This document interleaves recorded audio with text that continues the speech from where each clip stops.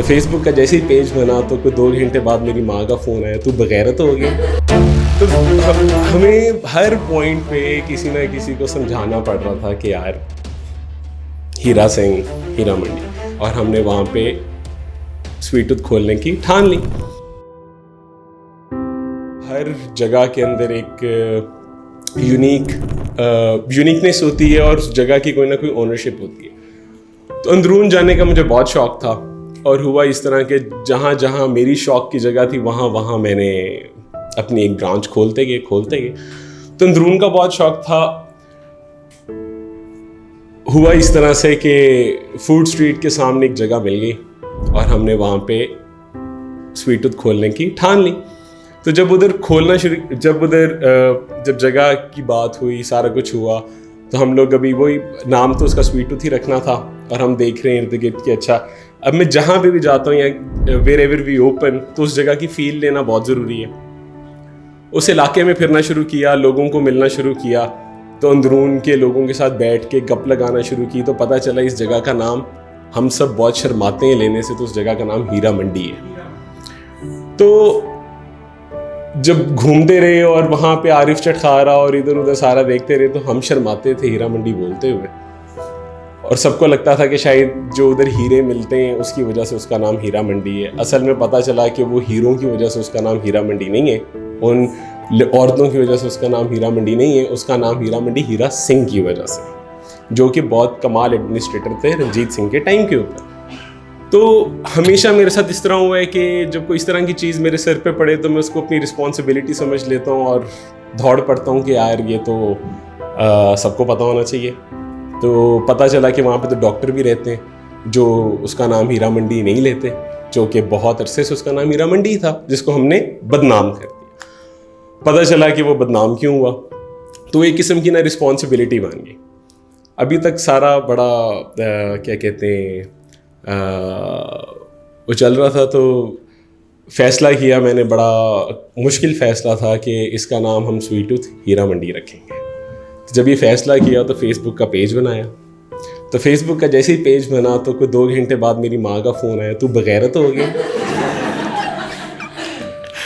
तो मैंने कहा यार, मैंने कहा किस बात पे कह रही हैं आप, मुझे क्या पता था कि उन तक बात बड़ी स्पीड से पहुंचने वाली है।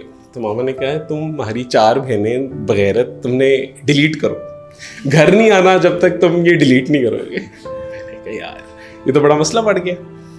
अब मैं इनको मनाऊं, मैं अपनी अम्मा को मना रहा हूँ कि यार उसका नाम हीरा मंडी हीरा सिंह की वजह से, उसका नाम हीरा मंडी, मतलब बगैरत फ़ोन ना करना मुझे जब तक तुम उसको डिलीट ना करो। बहरहाल ये शुरू हुआ, अम्मा को घर आके बड़ी मुश्किल से मनाया, समझाया, बताया, मानी वो तब भी नहीं, उनको रिस्ट्रिक्ट कर दिया। ठीक। तो अब घर से बहनें भी सारी भड़ी हैं, उनके फ़ोन आए कि भाई सारे बात कर रहे हैं, तुम पागल हो गए, क्या हो गया। बहरहाल हमने नाम रखा, मैंने कहा अब तो चल पड़ा है और अब तो मैंने यही रखने और यही हम चलेंगे। अब ड्यूरिंग उसकी कंस्ट्रक्शन कभी कोई टाइलों वाला डिलीवरी देने के लिए जा रहा है, तो हमारे जितने भी एम्प्लॉई थे हम लोग बोल बोल के इतने इम्यून हो गए थे कि मतलब अभी भी जो जिसने स्वीट टूथ हीरा मंडी सुना है वो अब तक कितने आदी हो गए हैं उसके। तो ये हमारी एक काविश थी कि लोग उसके आदी हों। मुझे याद है टाइल वाले ने सप्लाई करनी थी, रक्शे वाले को बता रहा हूँ मैं कि यार ये तू जाना है फूड स्ट्रीट के सामने हीरा मंडी। अब मैं किसी को समझा रहा हूँ फ़ोन के ऊपर भी, तो रक्शे वाला देख रहा है कि यार ये टाइलें किधर लगने जा रही हैं। मतलब हर जगह बीइंग जज्ड, हर चीज़ के ऊपर। हमारा हफीज सेंटर में एक वेंडर है जो कैमरे इंस्टॉल करता है हमारी हर लोकेशन पे, 16 लोकेशन थी हमारी। तो वो हमारा एक ही वेंडर था जो कैमराज इंस्टॉल करता था। उसे वो मेरे मैनेजर ने कहा कि सर उसको हम हफ्ते से कह रहे हैं, उसने अभी तक लगाए नहीं है।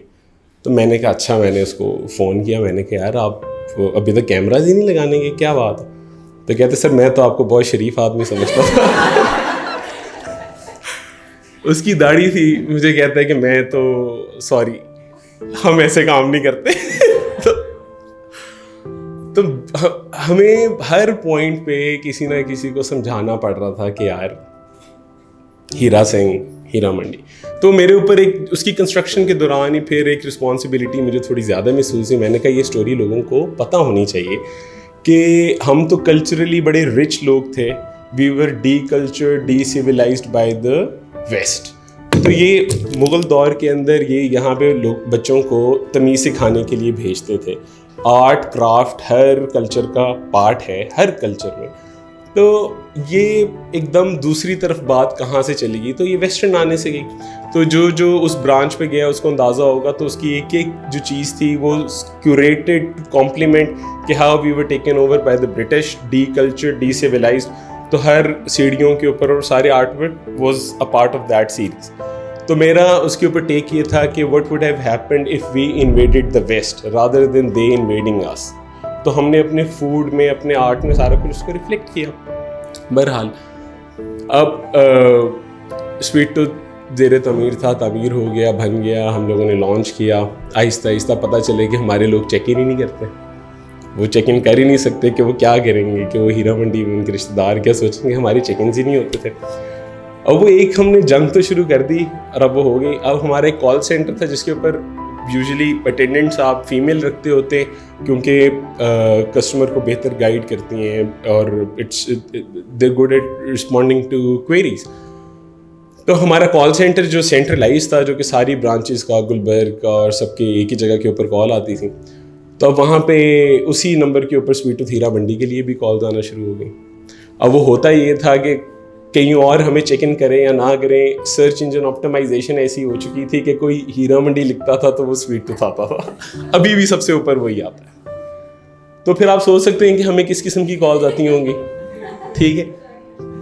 तो वो बेचारी फीमेल्स थी, तो पहले तो कोई बोला नहीं, कोई हफ्ते के बाद जब वो ऑपरेशन हो गया और सारा कुछ, तो एकदम कोई चला होगा और किसी वजह से वो सर्च में सबसे ऊपर आना शुरू हो गया।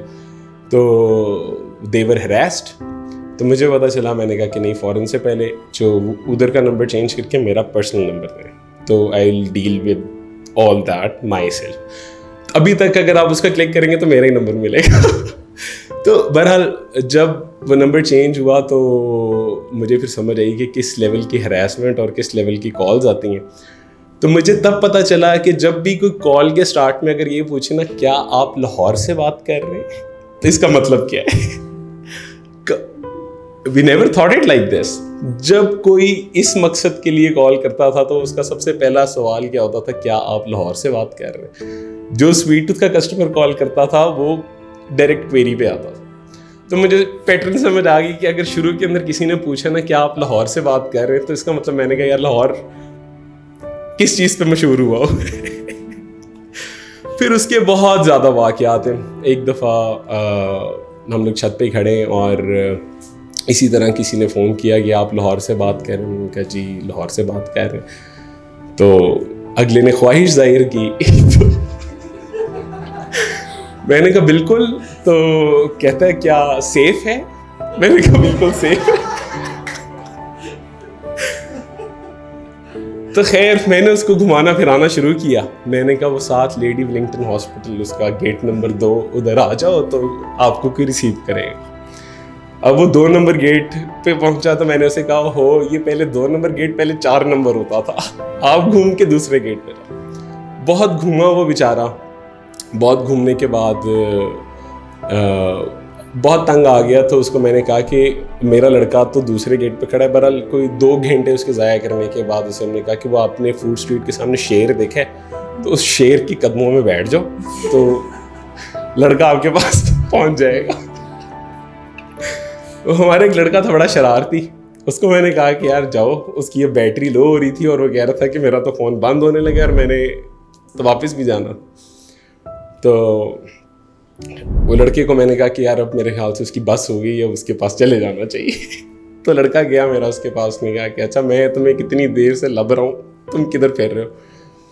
तो बड़ा घबराया हुआ उसने कहा कि मैं आपको लेके जाता हूँ। अब उसे बार बार पूछ रहा है क्या सेफ है।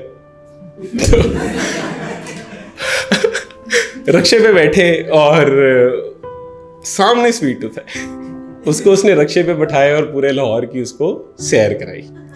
जब उसका बिल को 2000 रुपये बन गया तो उसको दाता साहब के बाहर ना उसने रोक लिया। तो रक्षा रोक के उसने कहा कि बिल्कुल इधर ही उतरना है। तो उधर उतर के उसने कहा कि दाता साहब इत्थे अपने गुनाहां दी माफ़ी मांग।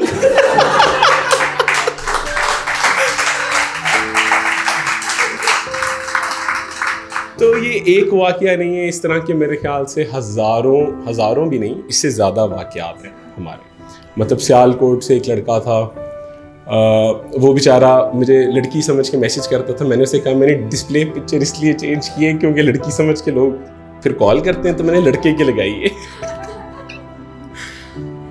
वॉइस चेंजर से मैंने उसको एक दफ़ा वॉइस नोट भेजा, तो खैर उसको मैंने कहा मेरे से कभी तुमने गलत बात नहीं करनी, ठीक है, कि वो मेरा पेशा है।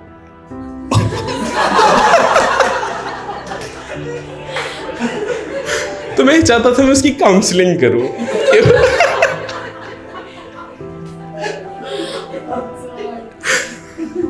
उस बच्चे को, सियालकोट से था, उसको मैंने ना, मतलब उसको, वो कभी मेरे से टेढ़ी बात करते डरता था और उसे प्यार भी हुआ था, मतलब कभी गज़ल भेजता था कभी कुछ। एक दफ़ा लाहौर आ गया, ठीक है, तो जब वो पहुंचा तो उसको लोकेशन वही थी, पता थी, और उसको मैं लड़कों को बता दिया, मैंने कहा एक बच्चा आ रहा है। तो मैंने उसे कहा कि एक रेस्टोरेंट है, हम पहले इधर मिलेंगे। तो उसे नहीं पता था कि कौन है क्या है।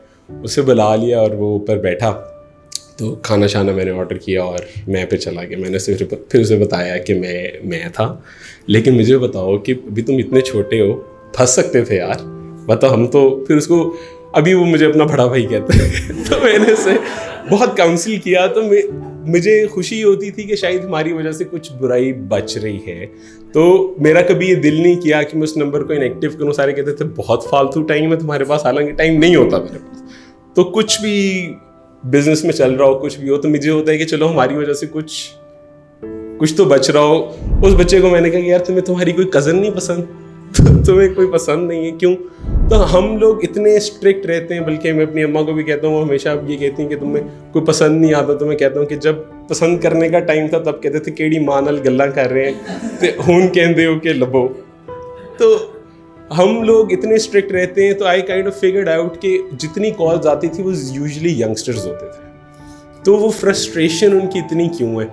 खैर हम लोग आई वांटेड टू ब्रेक, सारा सीरियस चल रहा था, तो मैंने अपना सारा चेंज किया था। तो स्वीट टूथ के साथ हमेशा, और मेरे जितने भी बिजनेस वेंचर हैं, was always greater than just doing it for business. It was never about business, it was more about things that I wanted to do.